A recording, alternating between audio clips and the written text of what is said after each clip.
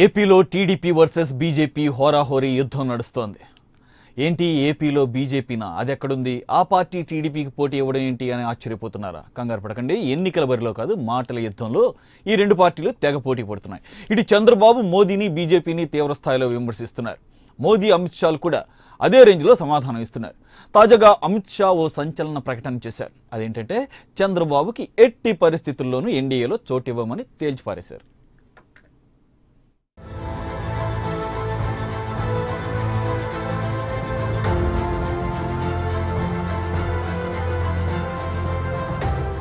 TDP బీజేపీల మధ్య మాటల యుద్ధం.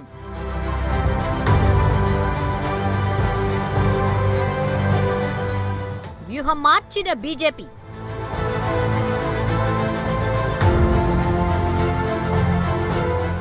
ఎన్డీఏలో బాబు నో ఎంట్రీ అంటున్న అమిత్ షా.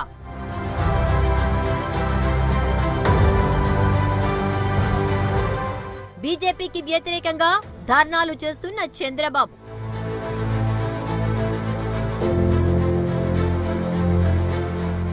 ఎన్నికల హిట్. టీడీపీ బీజేపీల మధ్య మంటలు రాజేస్తోంది. రెండు పార్టీల నేతలు ఒకరిపై ఒకరు దుమ్మెత్తి పోసుకుంటున్నారు. నిజానికి ఏపీలో బీజేపీ ప్రాబల్యం ఏమీ లేదు, కానీ కేంద్రంలో మాత్రం అధికారంలో ఉంది. అందుకు సీఎం చంద్రబాబు ప్రతి సభలోనూ మోడీని టార్గెట్ గా చేసుకుని తీవ్ర స్థాయిలో విమర్శలు కురిపిస్తున్నారు. అభివృద్ధి జరగకూడదని నరేంద్ర మోడీ మన రాష్ట్ర విరోధవునా కాదా? రాష్ట్రంలో టీడీపీ నేతల ఇళ్ల మీద ఐటీ దాడులు చేస్తున్న నేపథ్యంలో చంద్రబాబు విజయవాడలో ధర్నా చేశారు. కేంద్రం మీద తీవ్ర స్థాయిలో విమర్శలు చేశారు. టీడీపీని నిర్వీర్యం చేసేందుకు బీజేపీ కుట్రలు పన్నుతోందని ఆరోపించారు. ఎంత దుర్మార్గం అంటే ఎన్నికల సమయంలో ఆంధ్రప్రదేశ్ రాష్ట్రంలో తెలుగుదేశం పార్టీ నిర్వీర్యం చేయాలని ధైర్యాన్ని కోల్పోయే విధంగా వీళ్ళ ఇష్ట ప్రకారం ఐటీ దాడులు చేయడం, ఎక్కడికక్కడ ఎన్నికల ప్రచారం చేసుకొని నిర్బంధించడం, అవమానం చేయడం, అందులో కూడా బలహీన వర్గాలపైన ఎక్కువ దాడులు చేయడం, ఇది చాలా దుర్మార్గం. ఏపీ బీజేపీ నేతల మాటలు ప్రజలు పట్టించుకోవడం లేదనుకున్నారో ఏమో, ఏకంగా మోడీ, అమిత్ షాలు చంద్రబాబు మీద విమర్శలు ఎక్కుపెట్టారు. తీవ్ర స్థాయిలో ఆరోపణలు చేస్తున్నారు. నర్సరావుపేట సభలో మాట్లాడిన అమిత్ షా చంద్రబాబు మీద ఘాటైన వ్యాఖ్యలే చేశారు. చంద్రబాబు కేవలం తన కొడుకు భవిష్యత్తు మాత్రమే చూసుకుంటున్నారని విమర్శించారు.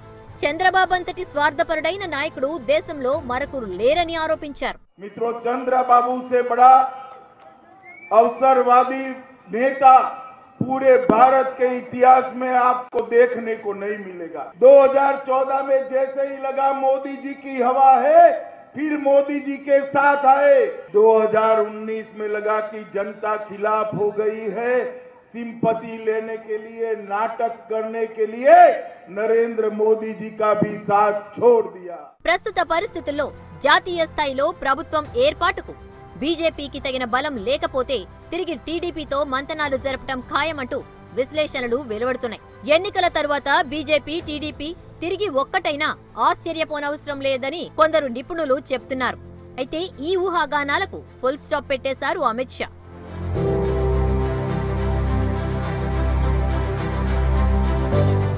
కేంద్రంలో అధికారంలోకి వస్తే చంద్రబాబు మళ్లీ ఎన్డీఏలోకి వచ్చేందుకు ప్రయత్నిస్తారని, తాము మాత్రం చంద్రబాబుకి తలుపులు మూసేశామని, ఆయనకు ఎన్డీఏలో చోటు లేదని తేల్చేశారు. अभी तेलंगाना के चुनाव में जिनके खिलाफ एनटीआर ने टीडीपी की स्थापना की थी, वो कांग्रेस पार्टी का दामन थाम लिया और जब सिर्फ 3.5% वोट मिले तो आंध्र के चुनाव में कांग्रेस पार्टी को भी छोड़ दिया.